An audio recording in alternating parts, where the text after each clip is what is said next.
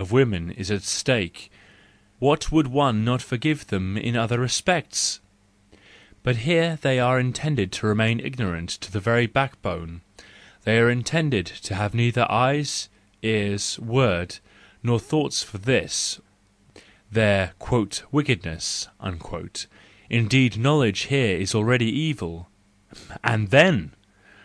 To be hurled as with an awful thunderbolt into reality and knowledge with marriage, and indeed by him whom they most love and esteem, to have encountered love and shame in contradiction, yea, to have to feel rapture, abandonment, duty, sympathy and fright at the unexpected proximity of God and animal, and whatever else besides, all at once: there, in fact, a psychic entanglement has been effected which is quite unequalled.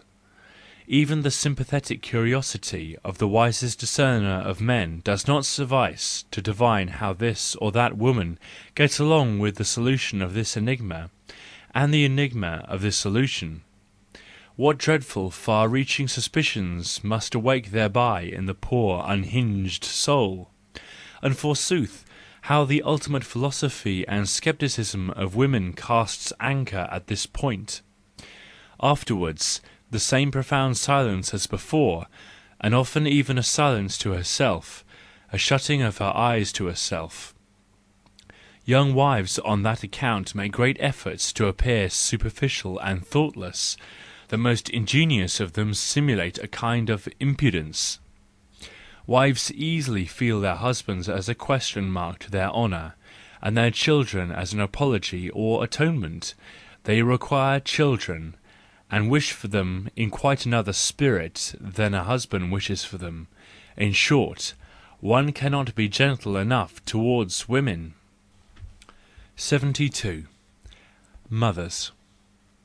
Animals think differently from men with respect to females. With them the female is regarded as the productive being. There is no paternal love among them, but there is such a thing as love of children of a beloved, and a habituation to them. In the young, the females find gratification for their lust of dominion; the young are a property, an occupation, something quite comprehensible to them, with which they can chatter. All this conjointly is maternal love. It is to be compared to the love of the artist for his work. Pregnancy has made the females gentler, more expectant, more timid, more submissively inclined, and similarly, intellectual pregnancy engenders the character of the contemplative, who are allied to women in character. They are the masculine mothers. Among animals, the masculine sex is regarded as the beautiful sex. 73. Saintly cruelty. A man holding a newly born child in his hands came to a saint. "What shall I do with this child?" he asked. "It is wretched, deformed, and has not even enough life to die." "Kill it," cried the saint with a dreadful voice. "Kill it, and then hold it in thy arms for 3 days and 3 nights to brand it on thy memory. Thus wilt thou never again beget a child when it is not the time for thee to beget." When the man had heard this, he went away disappointed, and many found fault with the saint because he advised cruelty. For he had advised to kill the child. "But is it not more cruel to let it live?" asked the saint. 74. The unsuccessful. Those poor women always fail of success who become agitated and uncertain, and talk too much in presence of him whom they love. For men are most successfully seduced by a certain subtle and phlegmatic tenderness. 75. The third sex. "A small man is a paradox, but still a man. But the small woman seems to me to be of another sex in comparison with well-grown ones," said an old dancing-master.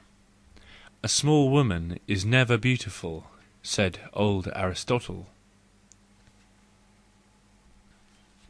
76. The greatest danger. Had there not at all times been a larger number of men who regarded the cultivation of their mind, their "rationality," as their pride, their obligation, their virtue, and were injured or shamed by all play of fancy and extravagance of thinking, as lovers of "sound common sense," mankind would long ago have perished. Insipid insanity has hovered, and hovers continually over mankind as its greatest danger. That is precisely the breaking out of inclination in feeling, seeing and hearing, the enjoyment of the unruliness of the mind, the delight in human unreason. It is not truth and certainty that is the antithesis of the world, of the insane, but the universality and all-obligatoriness of a belief, in short, non-voluntariness in forming opinions. And the greatest labour of human beings hitherto has been to agree with one another regarding a great many things, and to impose upon themselves a law of agreement, indifferent whether these things are true or false. This is the discipline of the mind which has preserved mankind, but the counter-impulses are still so powerful that one can really speak of the future of mankind with little confidence. The ideas of things still continually shift and move, and will perhaps alter more than ever in the future. It is continually the most select spirits themselves who strive against universal obligatoriness, the investigators of truth above all. The accepted belief, as the belief of all the world, continually engenders a disgust and new longing in the more ingenious minds, and already in the slow tempo which it demands for all intellectual processes (the imitation of the tortoise, which is here recognised as the rule) makes the artists and poets runaways.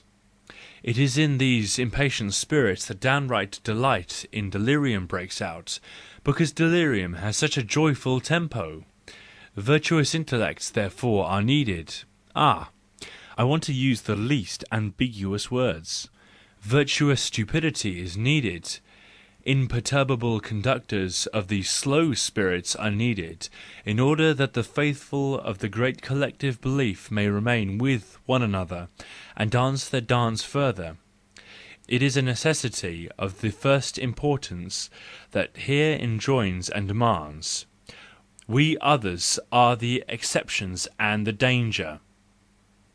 We eternally need protection. Well, there can actually be something said in favour of the exceptions, provided that they never want to become the rule. 77. The animal with good conscience. It is not unknown to me that there is vulgarity in everything that pleases southern Europe, whether it be Italian opera, for example Rossini's and Bellini's, or the Spanish adventure romance, most readily accessible to us in the French garb of Gil Blas, but it does not offend me, any more than the vulgarity which one encounters in a walk through Pompeii, or even with a reading of every ancient book. What is the reason of this? It is because shame is lacking here, and because the vulgar always comes forward just as sure and certain of itself as anything noble, lovely, and passionate in the same kind of music or romance. The animal has its rights like man, so let it run about freely, and you, my dear fellow man, are still this animal in spite of all. That seems to me the moral of the case, and the peculiarity of southern humanity. Bad taste has its rights like good taste, and even a prerogative over the latter when it is the great requisite, the sure satisfaction, and, as it were, a universal language, an immediately intelligible mask, an attitude,